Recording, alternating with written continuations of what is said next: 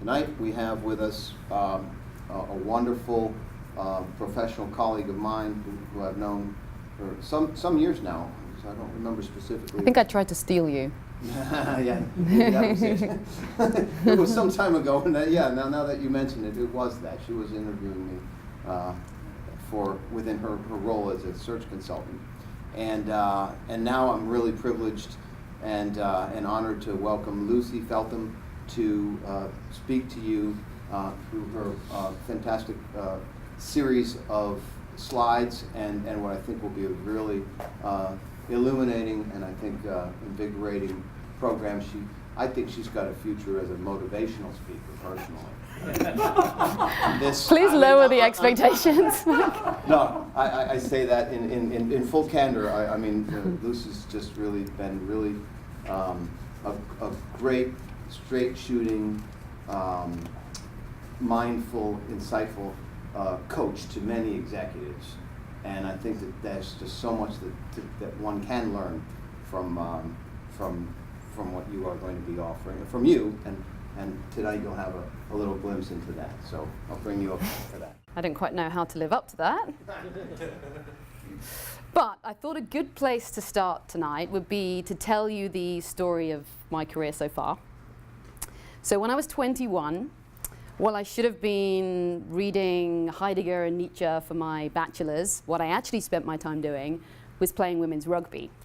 My club at the time was sponsored by a company called Graduate Fast Track. There was a company that specialized in finding pretty much white-collar jobs for graduates. And at the time, they sponsored our rugby club, and they offered us £50 for every person that we got to go along to their selection day. Needless to say, the whole club of 40 people went along to their selection day. But it was after training. So we were all in our rugby kit. We were all covered in mugs. It was the middle of winter. We arrived 10 minutes late, and there was a sea of suits. We walked in, and then for the next 2 hours, we had to interview the person next to us and sell them back to the room. We had to defend the indefensible, and every time a noise was made, switch to the other side. We had to sell each other pens. I mean, you know, the kind of thing. So to my surprise, I got a call back. I got called into their offices in London, had to do another selection day there. And they did a personality profile on me, and they told me that I was, because of my people skills, I was set out for a career in recruitment. And because of my academics and level of polish, executive search was my calling. I don't know how they got the polish from me being in a muddy rugby kit, but there we go. Question their judgment on that one. Anyway, they sent me along to interview with one of their clients, and 7 interviews later, what can only be described as fell into my first ever job with a company that still pays my salary 11 years later. So when I tell you that tonight's conversation is how to proactively and intentionally manage your career, you might question my credentials to be here. It's a case of do what I say and not what I do, I think. So I'd like to split this evening's conversation. First of all, I think to resonate, to go back on that. So the point I'm trying to make here is you can be as intentional and as proactive as you like about your career, but you also have to be open to opportunities that fall into your lap. I mean, ultimately, I'm still at Wilton and Bain, so it's got to be a good thing. And a little plug for my colleagues here, it means answer the phone to headhunters when they call, because you never know what they're going to be calling you about. It could be an incredible opportunity that you'd miss out on if you didn't. So this evening's discussion is going to be split into 2 parts. First of all, I'm going to talk you through the world of executive search, so demystifying it for those of you that don't know too much about it. We'll talk about our processes, we'll talk about what we look for, and I'll also talk about some tips and hacks on how to make the industry work for you specifically. And then the second part of tonight's discussion is this concept of zooming out, of introspection, how to think about where it is exactly that you want to take your career. And there are 3 options we'll consider here. One is climbing the ladder within your existing organization or existing chosen career. The second is pivoting to a new, completely new career. It can be something entirely different. And the third one is, in the age of the gig economy, doing both. And then maybe pivoting and maybe doing both again. So first of all, introduction. So I work for a company called Wilton and Bain. We're an executive search firm, much like many of the larger firms that I'm sure many of you here will have heard of. I don't know How many people are familiar? How many people have been through a process or hired an executive search firm before? Oh, okay. Hired by or used? Either. Okay, perfect. So there's 2 people in the room. Good. So this is hopefully all going to be illuminating. So you'll be familiar with some of the larger firms. We call them the Shrek firms because it suits us to give them a negative name, but they're all great. So Spencer Stewart, Heidrick & Struggles, Russell Reynolds, Egon Zehnder, Korn Ferry. They're sort of the big 4 of the executive search world. And they cover all industries. They tend to do a lot of kind of board level search work. Wilton and Bain specifically, so the difference between us and them, first of all, we're a global boutique. So, I mean, that's an oxymoron to say, but it means we are based in various different geographies, but we still have the boutique flavor. And we're also dedicated to 2 particular industries. We're dedicated to technology services and professional services. So that's all that we do on a global basis. So we have the boutique firms, we have the larger executive search firms, and you also have in-house, they're called executive staffing functions. So a lot of the big tech firms, for example, have these functions, and a lot of people that run these functions are ex-executive search in their background. So they've been in recruitment in the past, and they tend to have gone in this direction.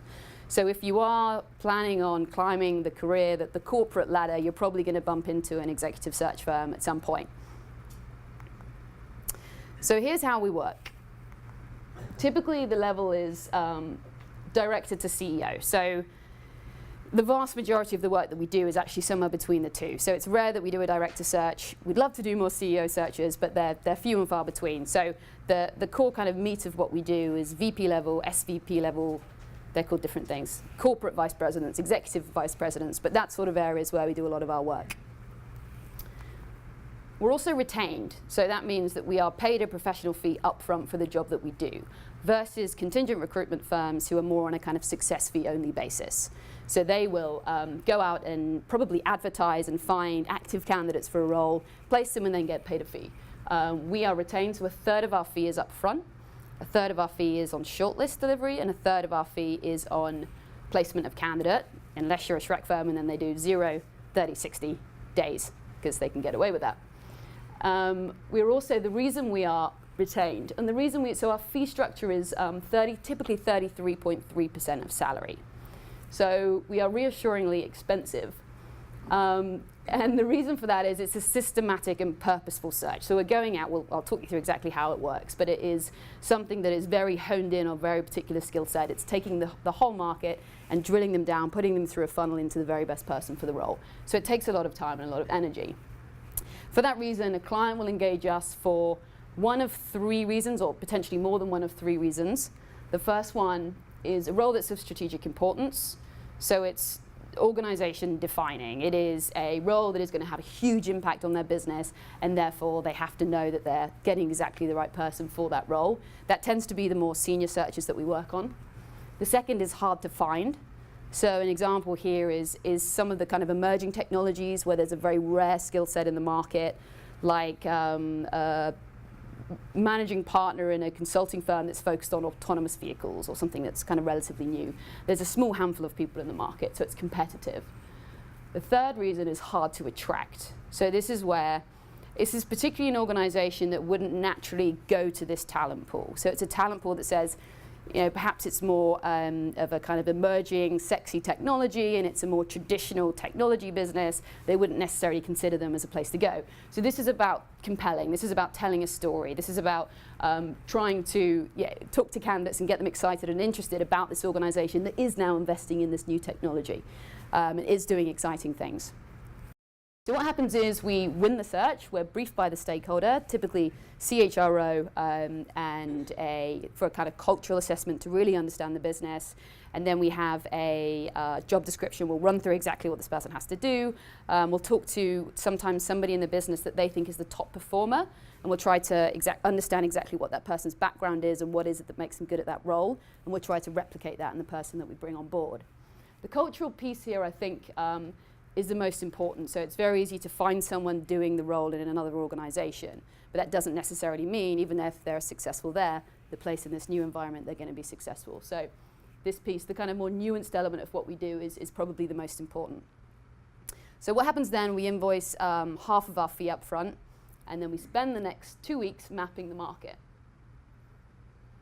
Does anyone have any ideas about how we map the market? Oh, I was expecting someone to say LinkedIn. Okay, well, we do use LinkedIn. So there are 3 ways that we map the market. First of all, our candidate management system. So we use a software called Invenius, which is effectively, I shouldn't say a glorified phone book. It also has other information in it. It has resumes, it has searchable terms, it has different category you can tick. But typically, so we may know these people already, but more likely we need to go out and find them because of the rate that things are changing and also because of the specific nature of what it is that we're looking for. So the second thing we'll do is use internet research. So this is where LinkedIn comes in, which is a good starting point, but we'll also look at company websites, we'll look at thought leadership, we'll look at people that have published articles, people that have spoken at conferences, people who are visible, people who are what we would consider to be thought leaders within a particular organization or a particular field. The third and most important thing we do is telephone mapping. And the reason it's so important is because this is how we tap into the hive mind of a candidate ecosystem. So this is where we will take referencing calls, we will call people for recommendations. We often as well call the client of our clients. So for example, if we're doing a partner search for Deloitte, we will call somebody that they might be selling into. So if it's a partner for Deloitte focused on media and entertainment, we might call Disney, somebody we know there, the CIO there, and say, okay, what consultants have been fantastic, have come in, delivered change for you, genuinely made an impact, and that's a really good shortcut for us to find these people. I will give you an example here, so talking through how we'd map it. So we're currently working on a search for, based in LA, for a mid-sized consultancy, fast-growing. They are looking for a head of customer experience, so it's a partner role. So what we will do here is we have a hierarchy of priorities in terms of where we're looking. We're looking first of all at people within the direct competitors. So this is people who are in similar size organizations doing a very similar role. They've proven they can operate in this type of organization. They've proven they can sell within this type of branded organization. So they're going to be hopefully a slam dunk. The second priority is a secondary competitor. So if it's a smaller consultancy, we might look in the larger ones. We might look in EY, PwC, KPMG. Our question marks here will be, can this person sell in an unbranded environment? Can this person operate in a less structured environment where they don't get to travel first class and they don't have lots of VAs and operational support around them? And then the third is, I call it non-competitor. So for example, it's where you might not necessarily immediately think to go to. So for this particular role, we might look at internal consulting functions, particularly if they're looking to sell into media. We might look at people within media and studios in LA that have got a consulting background. Our question marks there would be around whether this person can sell, because how long have they been out of the market, etc. But they probably do have a good network and they have the right kind of background.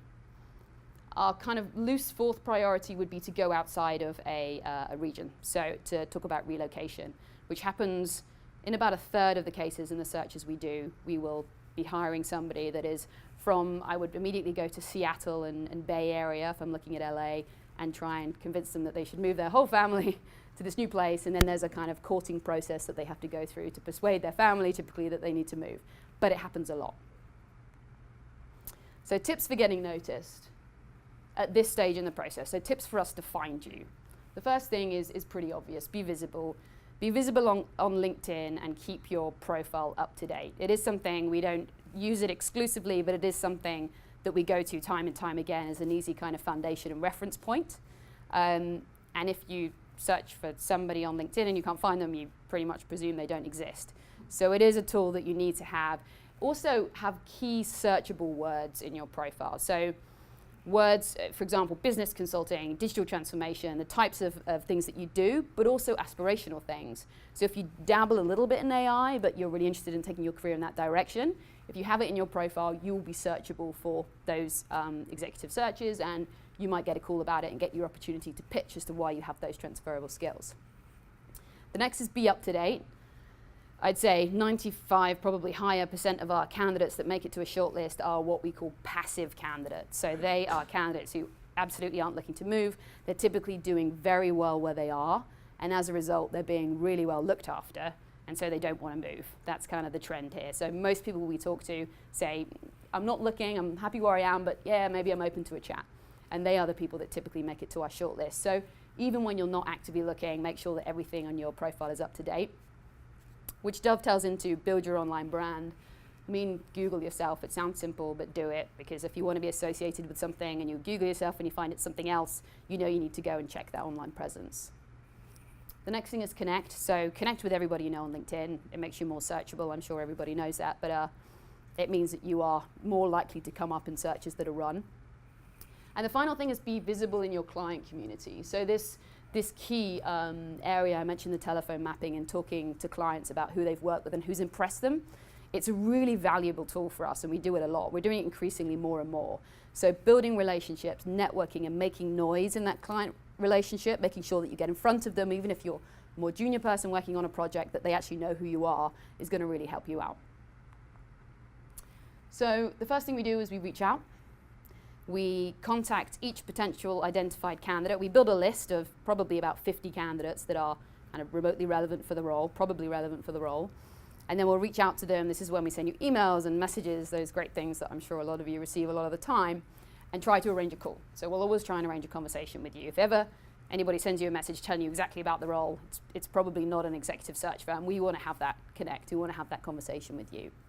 So we call them pitch calls. We pitch you the opportunity. So this is our chance to tell you the story of the organization. This is the role. This is how it fits into the wider organization.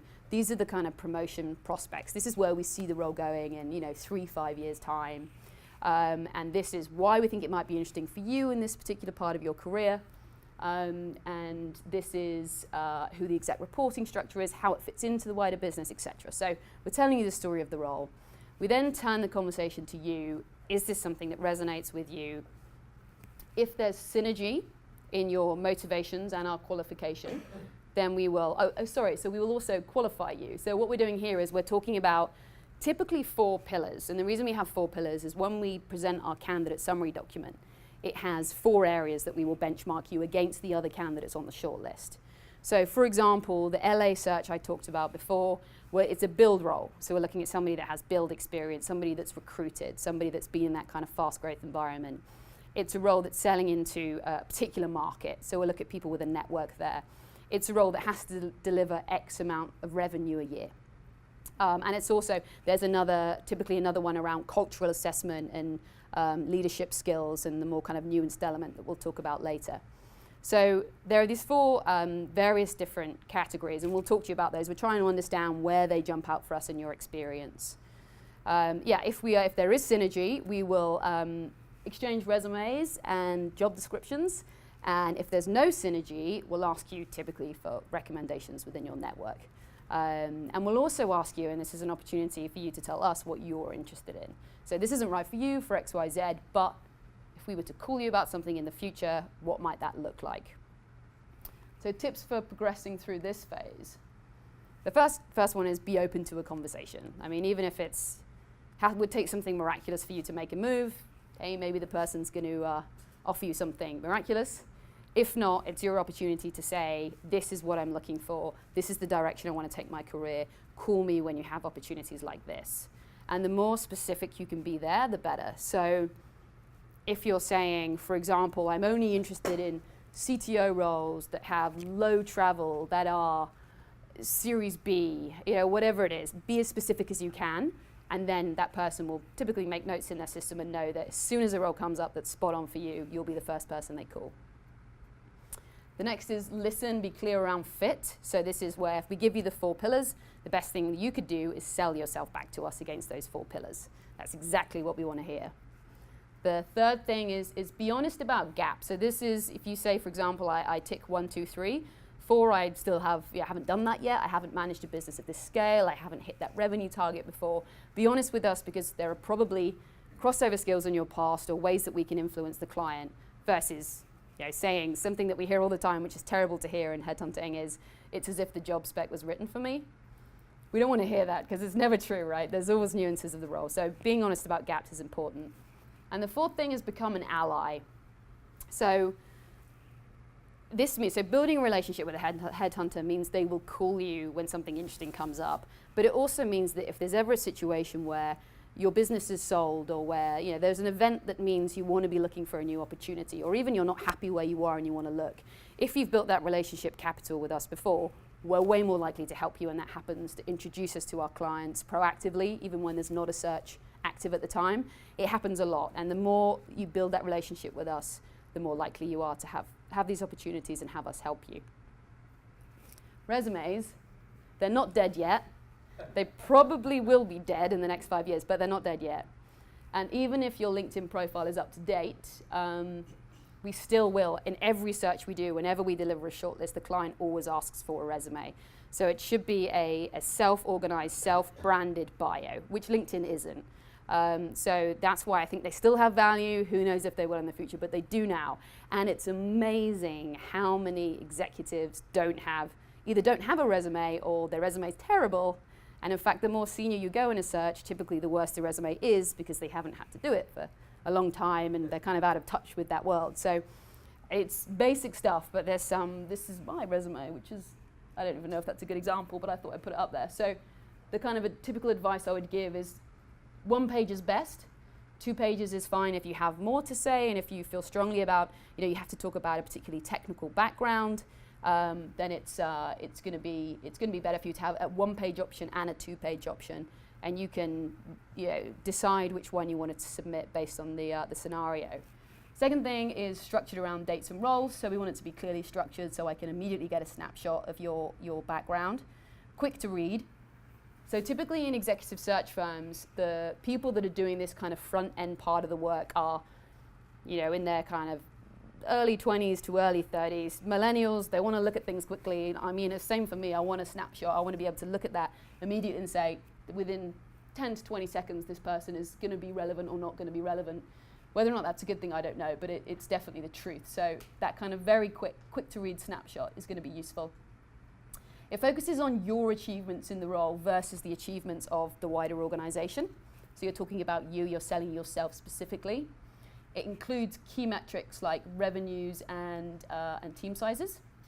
So that's like actual tangible things that I can say, okay, this person has a team of 100, this person has achieved 5 million in revenue growth, etc. So these kind of things are really important. And the final one is it shows some personality. I don't know if mine does particularly. Again, it might be another kind of do what I say, not what I do. But there we go. So a bit of personality, but it's something that somebody can connect with you and talk with you about. The final thing is, this is the kind of golden number, 3 years. So clients will often reject a candidate regardless of how senior and how good they are if they've had a whole bunch of jumpy moves in their resume.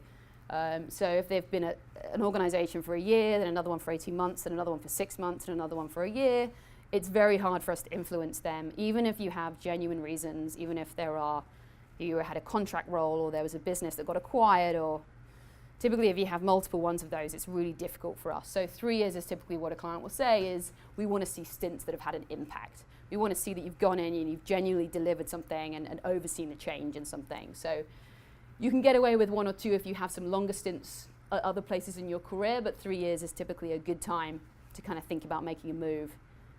But when we talk about the gig economy, that might kind of switch, and that might change and evolve, but right now it's 3 years.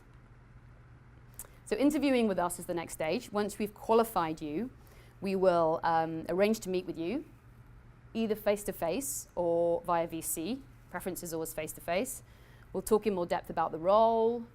We'll jog through your professional career, and we'll hone in on relevant experience. We'll talk about your motivations, and we'll be doing a cultural assessment. So there is a particular software and model that we use for cultural assessment, but we'll also be gauging throughout the process, how are you coming across generally? Are you checking, calibrating my levels of engagement?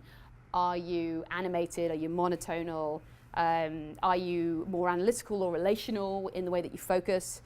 So we'll constantly be calibrating this through the conversation. Advice on this is, first of all, prepare. So for these interviews, the 4 pillars. Ask us what they are. What are you looking for in this role?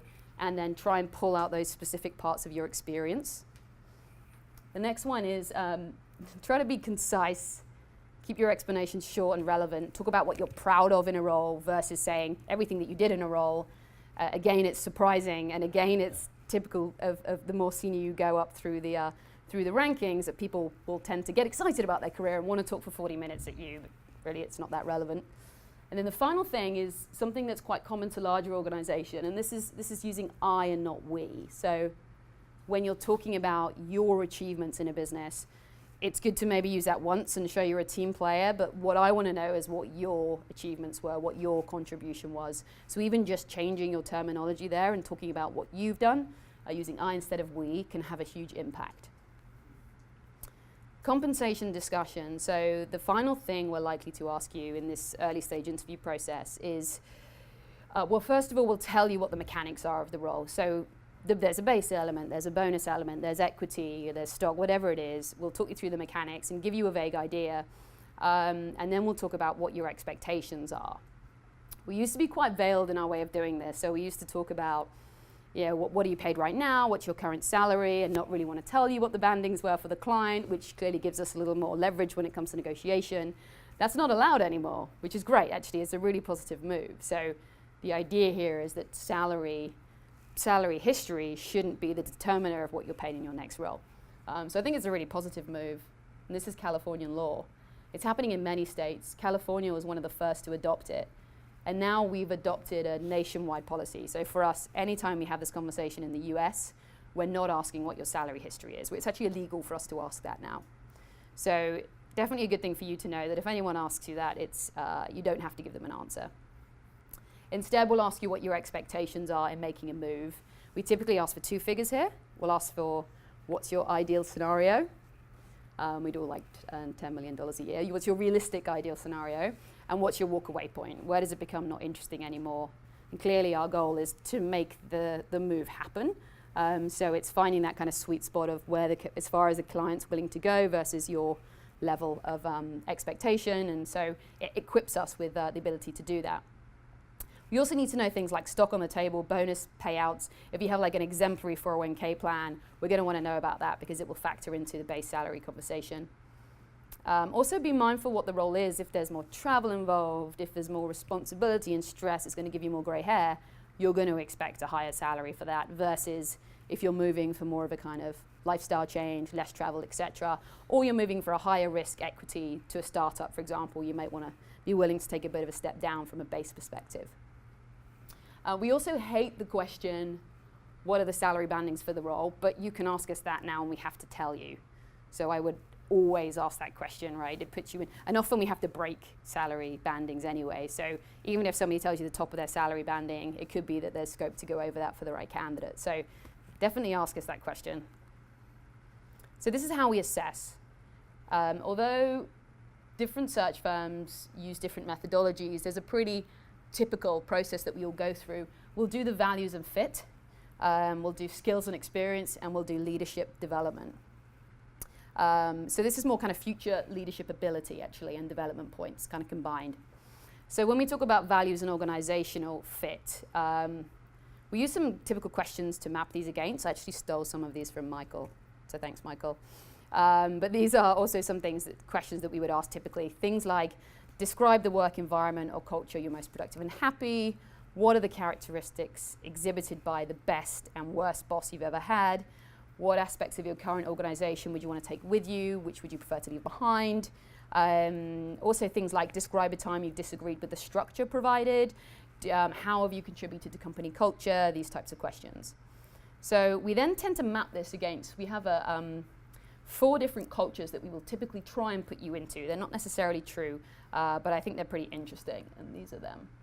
So on one axis you have structure, the other focus, going from stable to flexible, and inward to outward. So first of all, you have clan culture, and they value cohesion, participation, communication, like a family, mentoring, nurturing. So an example here is like like a local accounting firm or something. It's this real kind of family feel. It's probably still founder-led. It's probably been around for a while. It's growing, maybe growing, but growing quite slowly. But it's got this really nice kind of nurturing feel about it.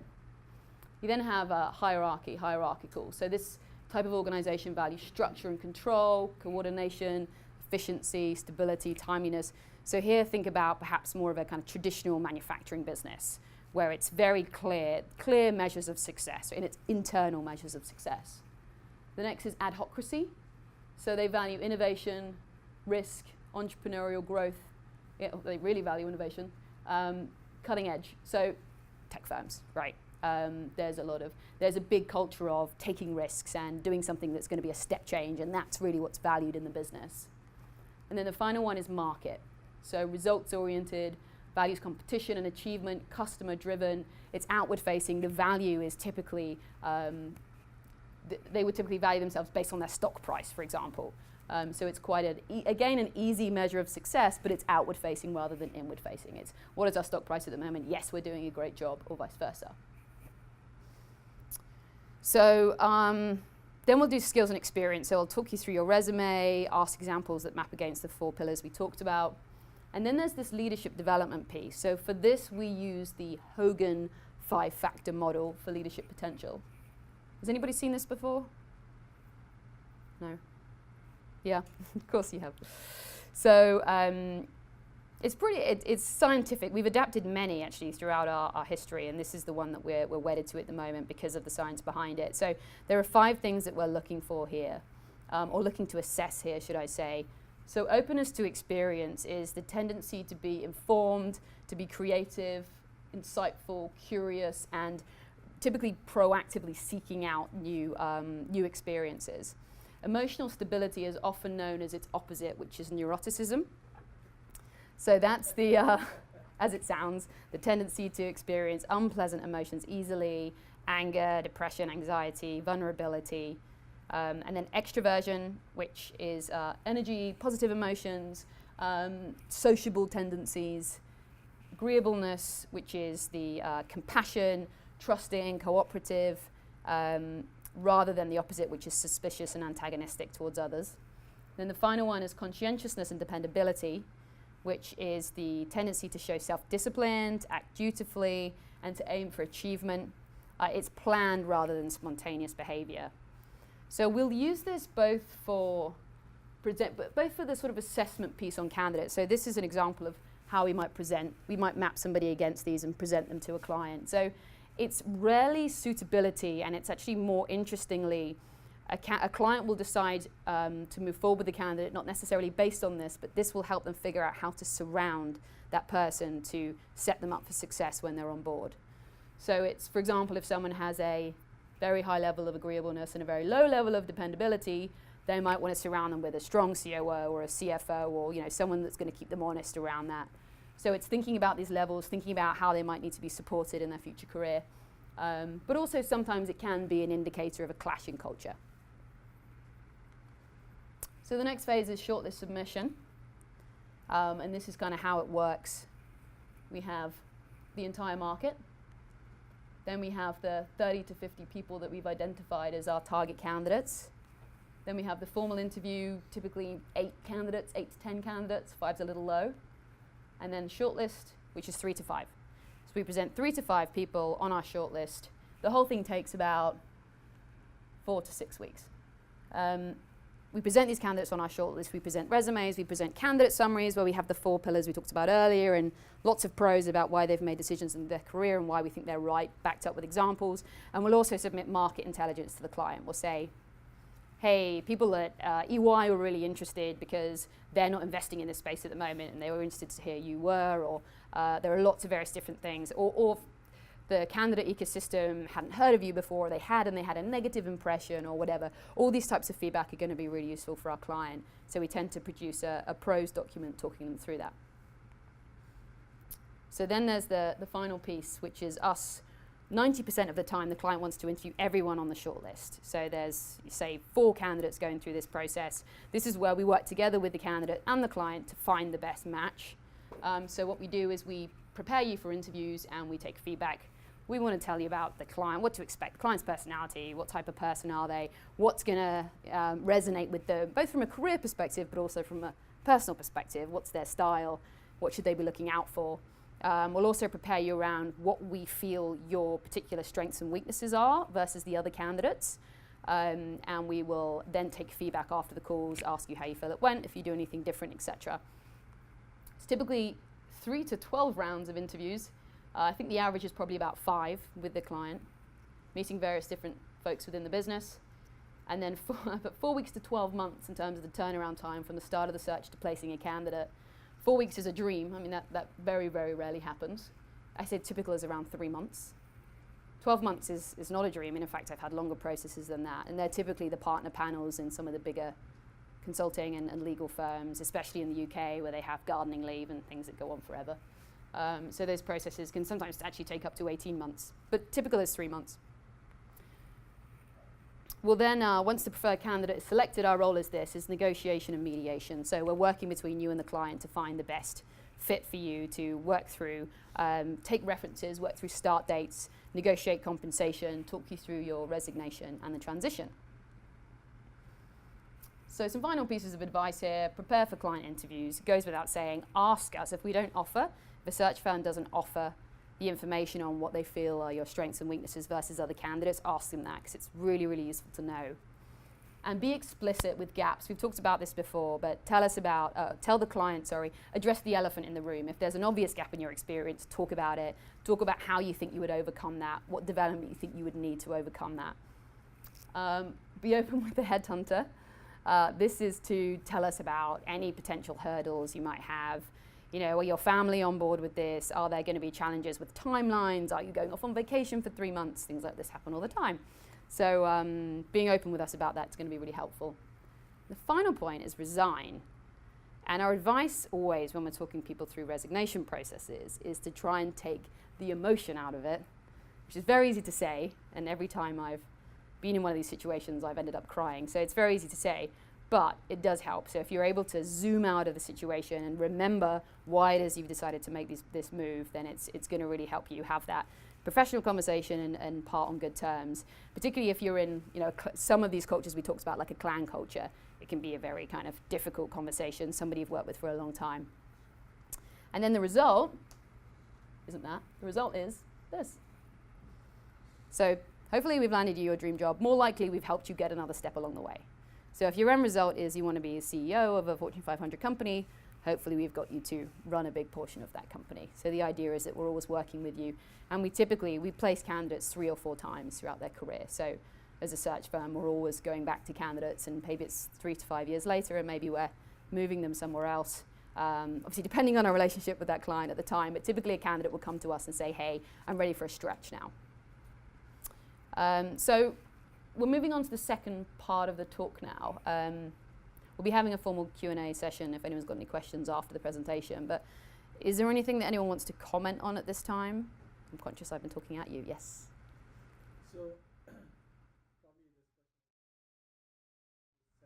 setting, you haven't talked about, maybe it was intentional. Is there any relevance for educational qualification? And I'll talk to you a little bit about why I'm asking this question. A lot of companies are moving towards degrees don't matter, your experience or skills. Anything can be learned with Google and Khan Academy and other things these days, especially the technology area. But at the executive level, do you see corporations putting a lot of heat to where has this person come from? What kind of education do they have? Yeah. And experience obviously is the trump, right? It trumps everything else. It's the most important thing, but would like to get your thoughts. Sure. Lucy, for the recording, can you summarize the question? Sure. So the question, if I understand it correctly, is what's the role of education for clients? How does that come into their assessment of a candidate, and how is that evolving and shifting? My answer is it depends on the role, it depends on the client, which isn't hugely helpful. But in some scenarios, MBA, for example, is the base point. They won't consider a candidate without an MBA, and they will have a list of priorities if you think about schools. So if somebody has an MBA from a top school and another candidate has a lesser MBA, they would have to make up for that in their experience and vice versa. So of course there is a hierarchy within that. And that happens a lot within technology leadership roles, for example. A lot of those require MBAs, and a preference would typically be put on a candidate that does have one of those. But it does depend on the scenario, and actually what's becoming increasingly as important is a concept we'll talk about later, which is LQ, so learning quotient, your ability to learn because of the fast changing and adapting economy that we live within now. That's something that's very heavily considered. Another thing, though, that's important, particularly if you're looking at roles that have more of a go-to-market element to them, so a kind of sales or marketing element to them, chief revenue officers, for example, a school can have a wonderful effect on, first of all, people can be impressed by that if they look at your bio, but more importantly, you probably have a network there that you can tap into. So it is, I haven't seen a trend that clients are becoming less interested in that. So sometimes they will ask, okay, we need to see that. We're not interested in any candidates that don't have that particular education. Certifications as well in technology firms sometimes. I'm doing a search for AWS at the moment, and they need to have the various levels of AWS certifications regardless of how senior they are in their career. So sometimes they do ask for that specifically. And the whole resume, the whole product of the candidate will be taken into account when you submit them on the shortlist. So if you do have other gaps in your experience, the fact that you have great education from a great school is going to kind of play in your favor there. Yes, yeah. I was struck by your comment about not searching outside of the local market. Typically, when engaging a retained search firm, I'm looking for best in class and not constrained by local market. Sure, so that will depend. So if you have, so for example, the LA search I mentioned, a key part element of that role was the network, right? Was the network in the studios and the media companies. So actually they're probably going to be, our priority would be people that are already based in LA. So it does depend on that. But yeah, and it also depends on the preference of the client as well.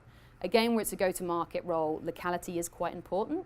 Or if it's an Americas-wide role, it's a global role, but this person's going to be based in the Americas, and the vast majority of the business that client does is in the Americas. They probably want someone that understands the cultural nuances of doing business in America. So it does depend on the search, but our priority would typically be, or if a client wants somebody based in a local office, which is, there's a kind of back to the office, it's a pendulum, right? There's the back to the office, then there's the virtual work, and there's the back to the office, but yeah, exactly, yeah. So it depends on the client, but first priority would typically be local. Okay, so this next part is about intentionally managing your career.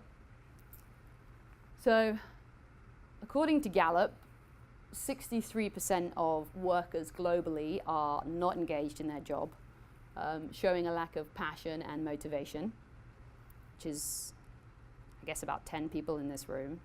I'm not going to ask for hands, don't worry. So what can we do about this? Most people begin up here in the top left-hand corner, so that the cheerleader, high passion, low skill. Over time they develop their skill, and a lot of people end up down here, the kind of grey bureaucrat. It's difficult to get to this sunshine spot. So you can either think about this in terms of your career generally, or you can break it down from your role. It's quite an interesting exercise to do if you think about the various different elements of your role and where they would sit here. So for example, if I were to do it for my kind of clumsy cheerleader, I would have the more creative elements of my role, the design elements of my role, the marketing side of it. For the dead end, I would have dealing with conflict, internal politicking, these elements. For the grey bureaucrat, I'd probably have administrative parts of my role, writing candidate summary documents and things. And then in the sunshine spot, it's this finding the match. It's this incredible feeling of really understanding a client and finding the best possible person in the market for that. So then if you kind of put all these various things in, you can do a few things. You can either say, okay, maybe I need to hire somebody that has a sort of flipped chart to me. So maybe I need to hire somebody to work with me that's, or get involved in a team with somebody who's great at the marketing and the design element of the role. Maybe I need to find someone who's really enjoys admin. Some people do, that's the thing. So maybe you need to do that, but also you can have, if you have too much down here, I think, too much in the dead end part, that's probably a time when you need to think about pivoting your career.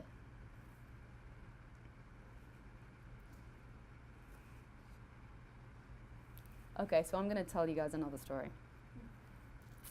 So about 4 years ago, I had a typical millennial quarter life or third life crisis, where I'd been in my career for a long time. So I'd been, well, I say a long time, relatively speaking, like 8 years in my company.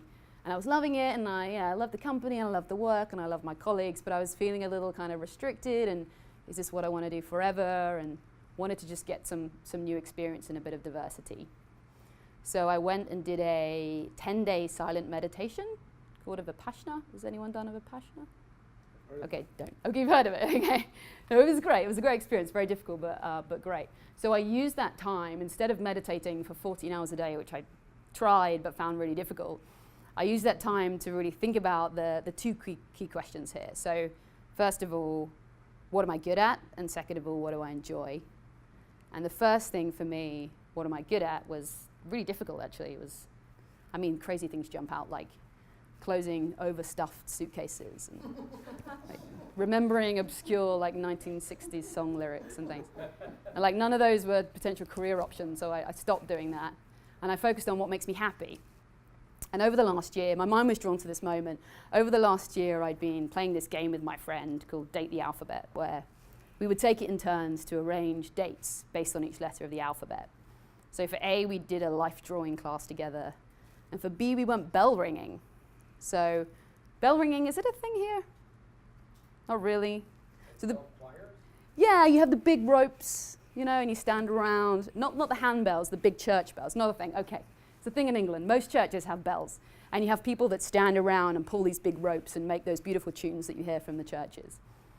So the bell ringing itself wasn't that fun. Like, it was interesting, but it wasn't that fun. But this community that I discovered, or that we discovered, this kind of lifting the lid on this subculture of people who, you know, their great-great-grandfathers had done this, and they had this long tradition. They were aged 13 to 90. They, like, met up in the churches in the financial district of London during their lunch breaks to ring together. Or they went on holiday to Spain and found a local church and climbed up to the turret and found random people to ring with. It was incredible, like this whole, and they all knew each other and they were so connected. So it was this incredible, and I remember going home that night and telling my partner about it, and I had this like electric feeling, you know, like this is incredible. And so anyway, I zoomed back, I was in the meditation hall, sat kind of cross-legged, surrounded by 200 people, and I had this revelation, like, wow, this was my moment. And so I decided to do that. I said, okay, I'm just gonna go do this for a year. So I then went back to my company and handed in my notice, Wilton and Bain, and went off and wrote a book about British subcultures. So I spent a year going through the alphabet, and for each letter I lived with a different community in the UK for a week. So I lived with the aristocracy, I did a big battle reenactment, I lived with the circus, I was a nudist, I was a vampire, a goth, I went fox hunting, political activist, everything. It was a phenomenal year, incredible experience, and then I had to write the book, which was quite hard, but I wanted to capture it, you know, I didn't want it to just be a gap year, so fine. So then I thought, okay, this is what I want to do. Like, I had this great experience, but I don't really like writing. But okay, I'm going to do it. So I went in to resign to my, to have the conversation with my directors to say, hey, I'm not coming back, because we were always going to have this checkpoint in a year. And that's when they said, we need someone to start up our California office. And like, I'm here 4 years later. So for me, the reason I tell you that story is a few reasons. Is first of all, because I like telling the story. Is second of all, because this concept of pivoting, for me, I thought it was okay, you go do something new and you lay all your cards there, but actually it doesn't have to be. A change can be enough, and for me, the new environment of working in the US, of the new challenge of starting something from scratch was just so exciting and compelling. It really got me engaged in my work again. And the final point is that the aha moment, the light bulb moment, it's a thing. Like, it really does exist. So getting yourself there is a feat, but is incredible experience. So my advice on how to get there is to give yourself the space to really zoom out and do something that certainly Western society says we shouldn't do, and that's this. Oh. Oh, this is so suspense. Yeah. So, get self-absorbed. So figure out your passion. Go somewhere quiet, relaxing, inspiring. It doesn't have to be a 10-day silent meditation, but really reflect on your life. What are the specific moments that made you happy? Ask your friends, what makes my eyes light up? You might be surprised with the answer there. Look for themes. Look for things that kind of come back consistently in these thoughts that you're having. And list some of the questions out to yourself. Again, I stole some of these from you, Michael. Thank you. So first of all, what are some of your underlying drivers and motivations, right? That's quite an obvious one, but again, might surprise you if you really think about it. The second one is more environmental. So what kind of environment makes you feel most comfortable? What kind of people do you want to surround yourself with? Who are the types of colleagues and clients that you want to work with? The next one is, where do these following values fit in your priorities? So you think about financial compensation, social and global contribution, independence, being part of a team. Where do all those various things, and we can list out lots of those, but how do they really, truly fit within your list of priorities? And then the other one is, what are the specific skills and transferable skills and personal qualities that you have to offer? Something to say here is you can get lost, I think, in this kind of navel gazing and the meditation, and this may or may not be good advice, but it helped me. I remember I was trying to decide whether or not to come back into the corporate world and go and work with Wilton and Bain in the US. So I was having this kind of internal dialogue, and I put it to one of my clients, and he said, just make a decision, like it doesn't matter. You can clearly see the value in both decisions, so either decision is going to be good. Flip a coin if you have to, make a decision. The most important thing is once you've made it, make sure it's the right decision. Right? That's the only thing, the last element of it, the make it the right decision, is the only thing within your control. That's the only thing really you have any say over. You can't see into the future, you can't see the hypothetical. So it's this sort of leaning towards action, right? If you go and you decide to do this and it sucks, hey, go do something else, but make a decision. I quite like that. So the next thing, what if we come away from this self-reflection with the conclusion that we really like our job and we're happy where we are and we're ready to commit to it? Right, what's next? What's this internal ladder climbing? What does that look like? So first of all, companies have this kind of, again, this shifting pendulum when it comes to looking internally for roles. So for us, obviously the most often that we're engaged is when they want to look externally. And that's typically scenarios where a company needs to innovate, or a company needs to pivot, or a company just needs to make sure they've got the best person in the market. So they may go through this kind of box ticking exercise of saying, we have to advertise the role internally for 2 weeks, but don't worry, get ready to start because we know we don't have the skill set. So they will advertise it, but yeah, sometimes it is this kind of box ticking thing. What's also sadly true that people who stay within an organization for a long time often get very small incremental salary increases versus people that move around a lot. And a good example of this, I was a few years into my career, and I was placing somebody out of a big Fortune 500 firm. They'd been there for 25 years.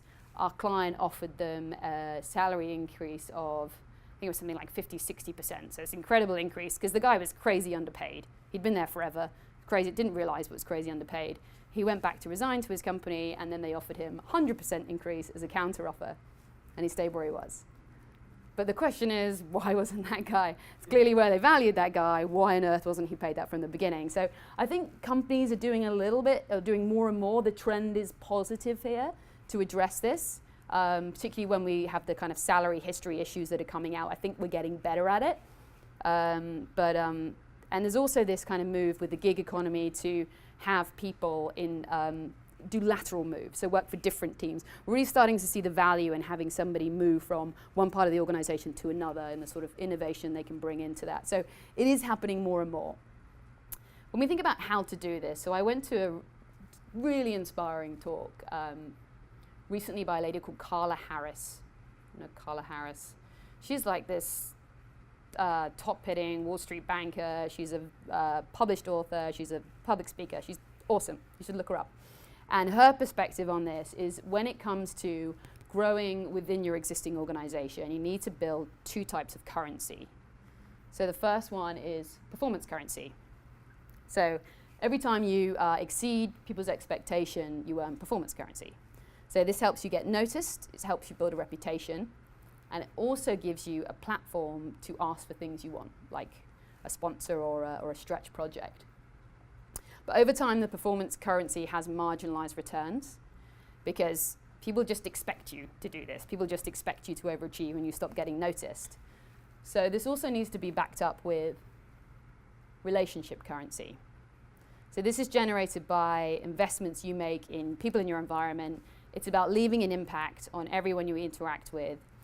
So your ability to ascend within an organization is typically a function of somebody else's judgment. Right? So your performance currency might get you on a short list that's then discussed behind closed doors. But if nobody's vouching for you when your name's read out, they'll move on to the next name. And that has absolutely nothing to do with your ability to do the role. So building that relationship currency focusing on being your own advocate are the two areas that she really drives home. So this is what we briefly touched on earlier, this concept of LQ. So I recently went to a LinkedIn Talent Connect conference, and it was a bunch of global heads of talent that were talking, and they were getting really excited about LQ. And okay, learning quotient is going to be part of our interview process. It's going to become part of our assessment. And this is a reaction to the world moving so much quicker and skill sets changing. You know, every year, every couple of years, they're looking for something new. So actually, somebody's ability to adapt and to grow and to learn within a new set of circumstances is going to be crucial in the new world. So you can actually take a test on this if you go here. It's quite fun. So you can take a test on what they believe. It's powered by the MAN group. And they will talk you through exactly what your learning style is. It's a snapshot of your learning style, but it can also be worked on. And it can be worked on particularly if you're having these various different experiences. So you're not too kind of fixed within one silo. It's like a muscle, right? The more you use it, the more you're able to bend and flex. So it's something that's, I think, going to become increasingly more important. And it's also really interesting. But what if you have an aha moment and it's something wildly different to what you're doing now? But if you're a doctor and you want to become move to a tech startup, or you're in the military and you want to go into management consulting, or headhunter and you want to be an author. So it's probably time to pivot. Once you know what it is, and we talked about, give you some ideas about how you might get there earlier, it's time to be a student again. So it's time to go out there and get the skills that you need. I went to a non-fiction writing course, things like this, just going back to the classroom. I mean, you talked about this earlier, I think, in the context of pivoting. It's hugely important to go back there and get this experience that you need. So a good template to identify some information about these options is, first of all, gathering information. So what are your relevant and transferable skills? Identifying prospects. So that's which organizations provide the right kind of opportunities for these skills.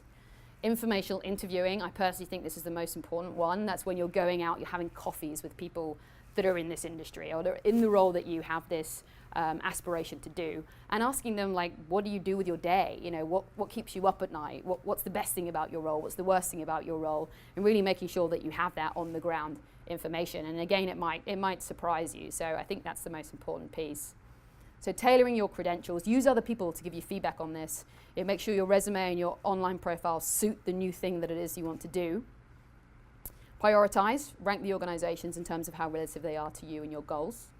And then the next thing is action. So submit your application, not literally. I found this stat from the internet, I don't know how true it is, but apparently 85% of jobs are filled by personal connections. Sounds like it probably is true. So going through the application process on companies' websites is, from my perspective, a bit of a waste of time. That might not necessarily be true, but certainly at the more senior levels, it's definitely not the way to get your foot in the door. What I recommend you do in this scenario is what we do, is run your own search process. So think about the priority organizations, a list of, say, 20 organizations that are interesting in the area you want to move into. And then identify some key people. Who's the head of talent? Who's the CHRO? Who are the potential line managers that would have this role? And then reach out to them directly. Send them a note on LinkedIn, find their email address online, do what we would do and proactively go out and approach these people. Be succinct and congruent. So send your resume and say specifically what role you're looking for or what you're interested in. But more interestingly, particularly for the talent people and the CHROs, how can you add value to that business? What are your skills that would mean you would come in and make a direct impact in that role? And if you keep it open, if you do the head of talent and CHRO, they would consider you for any role within that organization. You're not being too linear, which is a case that might happen if you go directly to line manager. And then the final thing is chase.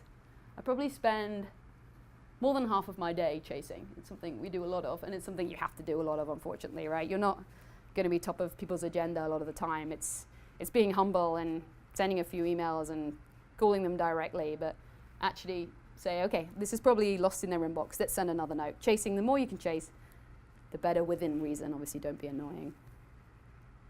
So the key here, I think, is taking action and making your own luck. So it's being proactive, it's giving talks, it's doing anything you can to get noticed by that new network. So meeting people, making meaningful connections through actual conversations, and having a lot of coffees. Then there's this third option, which is do both, which is grow, pivot, etc. So in 1989, Charles Handy wrote a book called The Age of Unreason. So he predicted that careers would be a portfolio of different jobs rather than one position that lasted for decades. So in 2007, the New York Times recognized that career change could be an asset in your professional development, and change can be another term for growth. At the time, they predicted the number of times people would change jobs was an average of 3 times in their career. In 2010, the number jumped to 7. In 2005, it jumped to 10. And in March 2018, this year, the US Bureau of Labor and Statistics put it at a staggering 12 to 15 jobs that people would typically have within their career. So career change isn't stigmatized anymore. It's almost cachet. Careers have become portfolios. Why might this be a good thing? Well, career as a portfolio, it can be non-linear. You can follow multiple different tracks, all of which can contribute to your value and breadth in an organization. So for example, my year of doing crazy stuff actually contributed to my role now. I have great stories to tell at dinner parties, and I learned a huge amount about how to relate to various different people from various different backgrounds. So it really was additive, I believe, to my current role. So there's this kind of adaptability that you gain, and the LQ as well. Careers can also, career pivoting can contribute to innovation as knowledge is passed from one gig to another gig.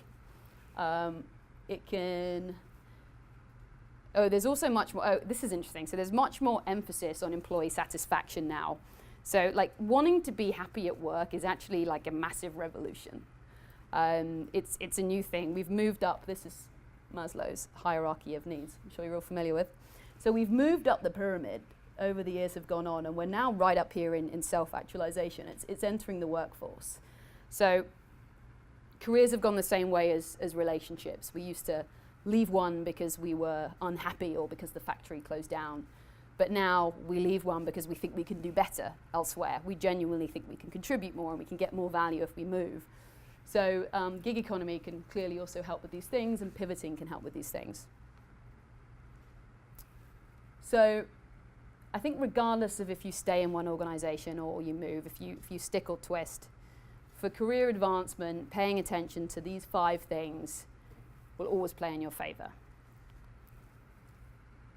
Self-branding, especially in the gig economy. So in the new world, you need to be your own brand. You need to be writing papers. You need to be self-publishing on LinkedIn. You need to be regularly interacting with thought leaders, keeping your professional networking pages up to date. All of these things will help you build this brand. Networking, both internally and externally, with competitors, with headhunters, with the recruitment ecosystem, getting your name out there, telling people your story is going to be the most important tool in your kit when it comes to progressing your career. Also being generous with your time. I mentioned earlier being an ally, but really giving people that time. It will always come back and help you in the future. It's a great investment. It's also a nice thing to do. And building up your relationship currency. So socializing your career goals as well with people so that they know to come to you if there is an opportunity there. So be engaging.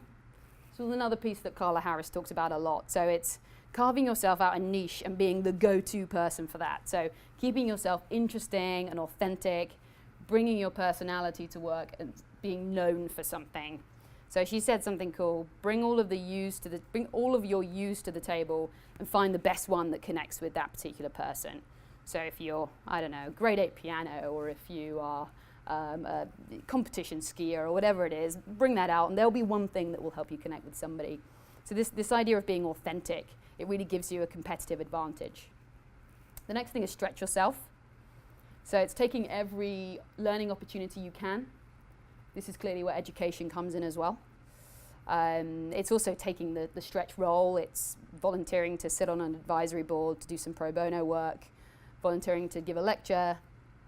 And then the final thing is being intentional but not rigid. So this is really a personal thing. I genuinely believe that planning and executing against a plan are crucial to career development. But I also think it's important to stay open to serendipity and the opportunities that fall in your lap. So I have to end as I started with a final plug for my fellow headhunters. So the final one is answer the call from the headhunter. Thank you.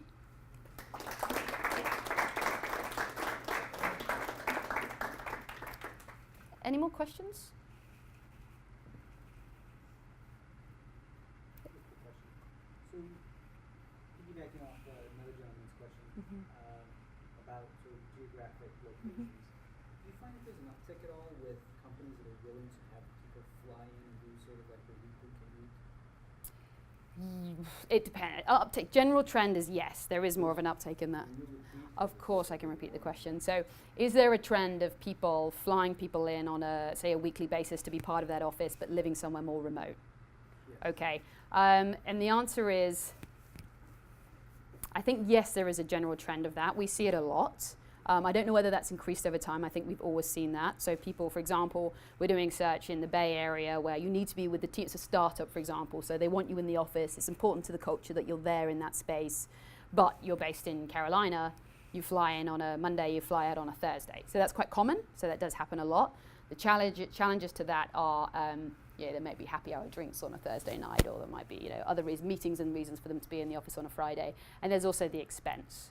So we've actually concluded on a search recently for a candidate who is based in Phoenix, and the role was in the Bay Area, and he had to buy an apartment in the Bay Area so that he could be here during the week because that was cheaper than hotels. But then we had to add that cost onto his salary for what that was going to be every week, and it ended up being very challenging for us to actually meet that. So it comes with all sorts of challenges, but it does happen. And I think that we'll get better at that over time. The virtual work thing, we have to get better at that, right? We do. Technology will enhance and it will make it a lot easier. But it's, we were talking about this earlier actually, it's a different thing, right? Having to kind of put something in your calendar to say, hey, let's catch up for an hour, even if it's that relationship building versus walking past somebody's desk and saying, hey, how was your weekend? And having that kind of more organic conversation with them. So I don't know how we're going to get there, but I think hopefully technology will evolve.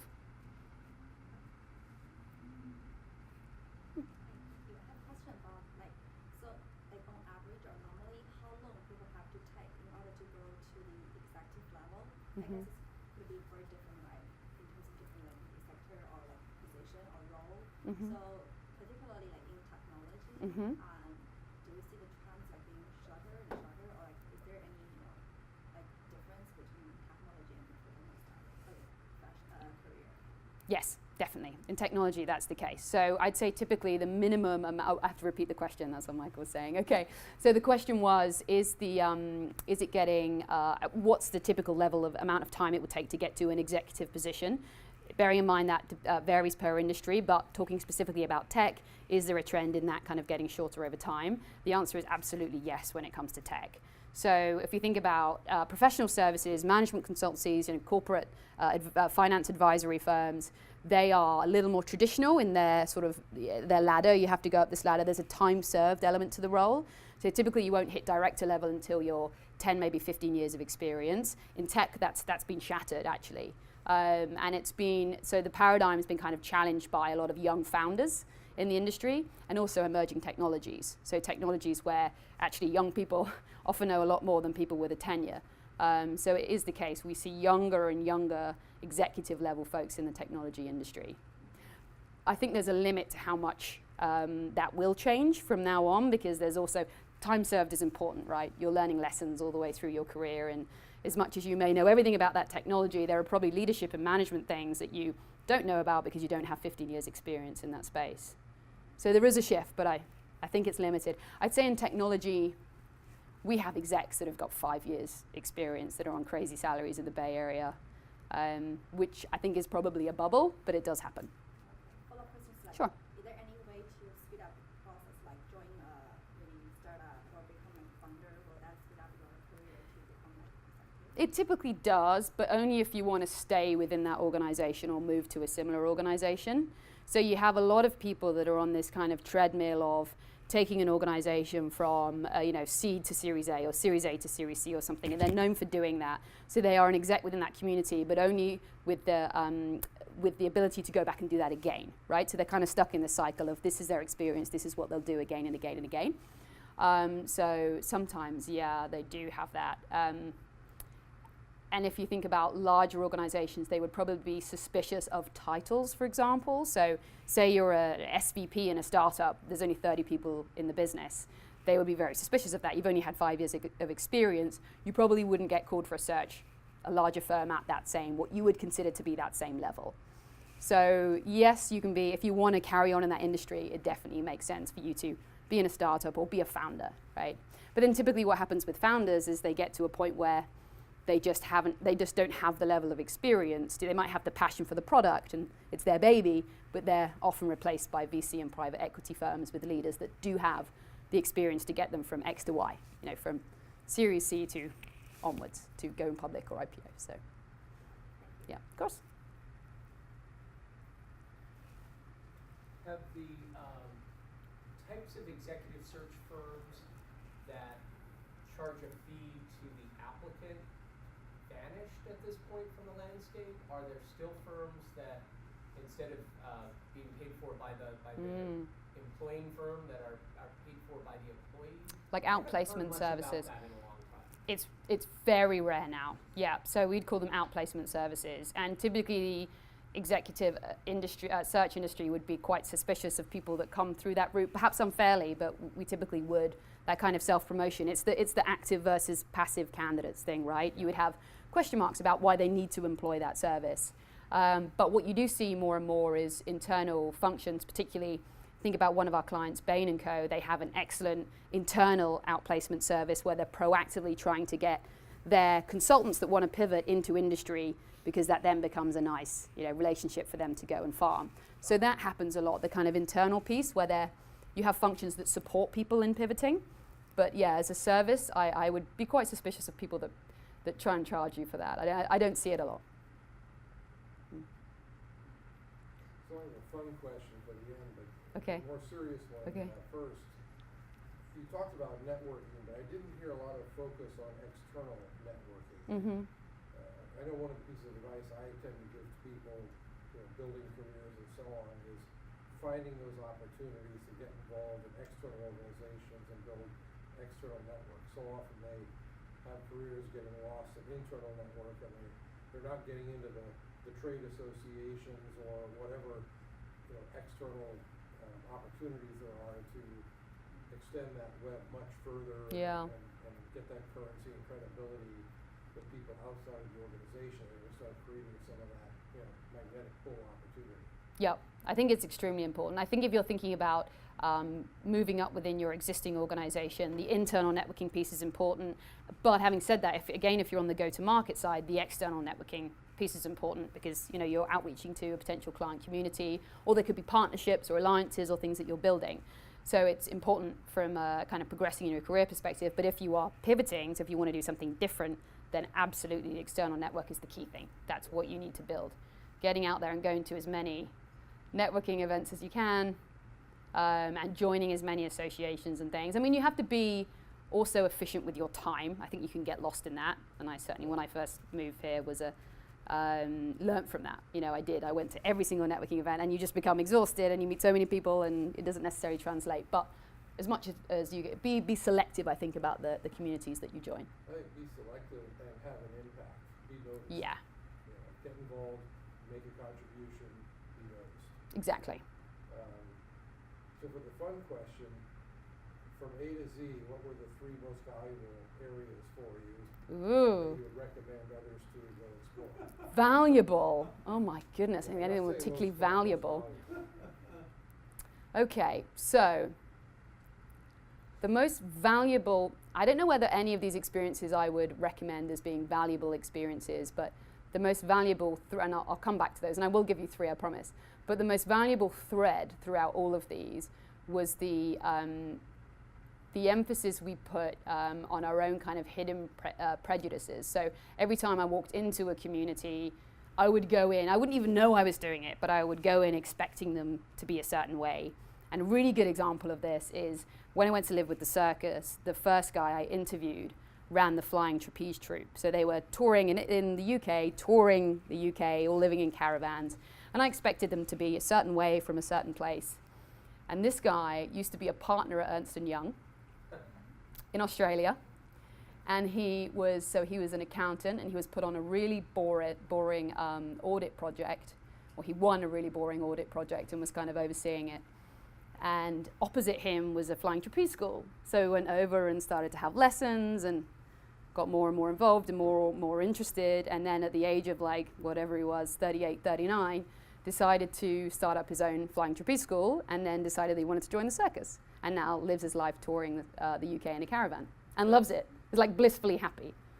So it's really, that was for me a real shift. It was one of the first things I did. And for me, that was a huge shift in my, okay, I can't judge it. I mean, that's quite an extreme example, but I could really relate to him. Like he's from a similar world from me. He's had this huge pivot in his career, and it was a real lesson for me very early on in the process. And that happened repeatedly, time and time again. I would go into a community of vampires and very serious vampires. It's a religion.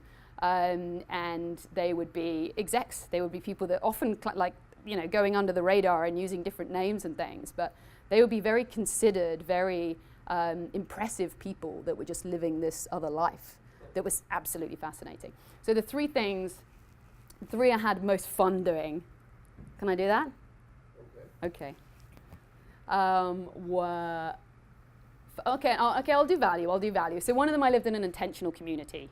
So self-sustaining community, a hippie commune, effectively, in the UK. And the value there for me was completely stepping outside of capitalism, right? How are decisions made? What are the good things? What are the bad things? And there was so much incredible love, and I had this most moving experience, and it was wonderful, and it was very crunchy. But then towards the end, they had to actually make decisions. They sat around, it's very democratic, and everything they have to make, everybody has to be unanimous when they have a vote on things. So they have this round circle of people, and everybody would have to vote on something. And so any decision that they tried to make would take about 4 hours. And it could be the smallest thing. It could be like, how many times a week should we clean the toilet in this meditation center? And the whole thing would take 4 hours. And it would be everyone would have to give their opinion and talk about their feelings about who should be clean. And so it was the most frustrating thing ever, but a really interesting perspective on like how different organizations do different things. And they loved it, and they were having a great time. And maybe this desire to rush to an answer that I have in my professional career isn't hugely healthy. So I found this really conflicting, but quite valuable. This was from a 1 week exposure. Mm-hmm. Yeah. Another thing was LARPing, live action role play. People know what that is? Yes. Have you been? Okay. You should go. That's the value. So live action role play is when you dress up as like a goblin or an elf or an orc, and you go out into the forest and you use foam swords. And if you've seen the movie Role Models, that's what they do. So it's like D&D acted out in real life over a weekend, which sounds like the geekiest thing ever, and it is. But it's also this opportunity to take on a completely different character. It's like a holiday from yourself, which is really valuable. So you can have your own, you can create your own new identity, you can create your own new personality, you can create your own, outfit that you wear, who you want to be. Do you want to, if typically in life you're more of a shrinking violet, maybe you want to be very confident. If you're more, you shy away from conflict, maybe you want to be more antagonistic. And you can really experiment with yourself. So it is an incredibly geeky thing, but it's also this great opportunity to kind of try and figure out who you are, and is it better for me to be more of this or more of that? And it lets you play, which I think we don't really get to do as adults very much. So that was valuable. I'm talking too much. There are more. I feel like, really? Okay, that'll do. I'm going to leave it there. If anyone wants to ask me more, you can come find me after. Mm-hmm. Could you elaborate a bit more on the culture fit?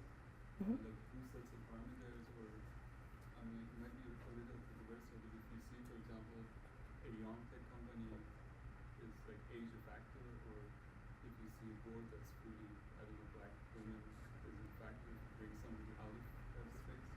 There is, yeah, and I think that you have to be very sensitive around that. But diversity is always important. Every search that we work on now, diversity is a huge element of what it is that we're doing, and trying to bring in different perspectives. So what you'll often find is a company will try and complement part of their culture. So if their culture is too far one way, they'll look for somebody else to come in and bring a different perspective. An example of this is a client I worked with, a media client based in the East Bay, and we were looking for a head of talent.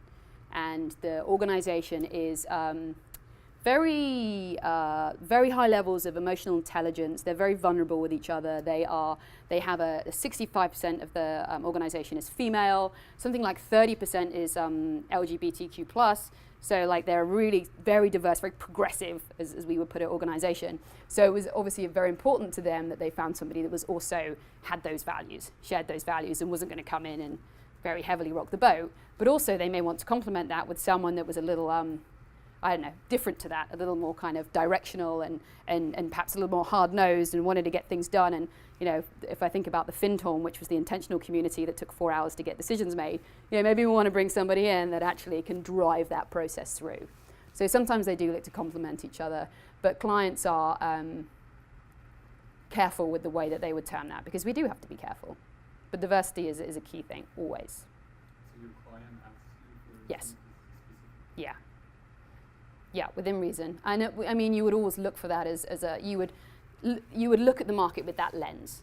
So versus finding somebody that is specifically that, you'd say, okay, this is the market. I'm wearing these glasses that are looking for this cultural fit.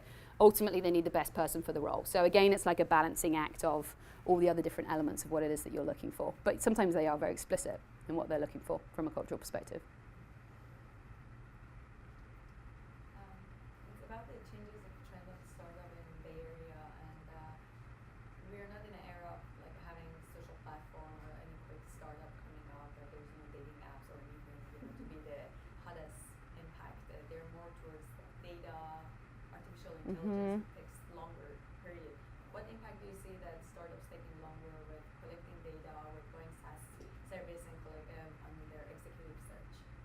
Like in past 2 years, we see this trend of the companies that are successful. It takes longer for them to take up, because with the SaaS model, you have to show your user base, and the exec, you cannot have a young person just Right. starting an app, and it takes up over a year. Yeah. Do you see that in your clients? So we don't personally work with a huge amount of startups, frankly. Sometimes we work with private equity, and so we work in their portfolio, but they tend to be further along in their development phase. But I think as a general from reading the news and being in the market, I think that is definitely a trend that we're seeing. And I would imagine there's going to be less activity. Frankly, I imagine that's the impact, is there'll be less executive search happening within those organizations, because it's a time thing. You're right, they need to gather, they need to grow, so they probably don't want to be spending lots of money on resource on bringing lots of various new people in. And it also depends on the industry. Sometimes I mentioned these people who are cyclical, so they come in to do a role and they're known for doing a certain thing. So sometimes they are, you know, very kind of grey-haired executives. They've been doing this for a long time and they have great tenure and they know everything. And they may not necessarily be fully you know, on board with that particular technology, but they're great leaders and they're great at doing these things. So sometimes startups will pull these types of people into the organization for that point. And then they'll have, so the founder will probably move to a CTO role, for example, if that happens. Anything else? Time. Okay, thank you.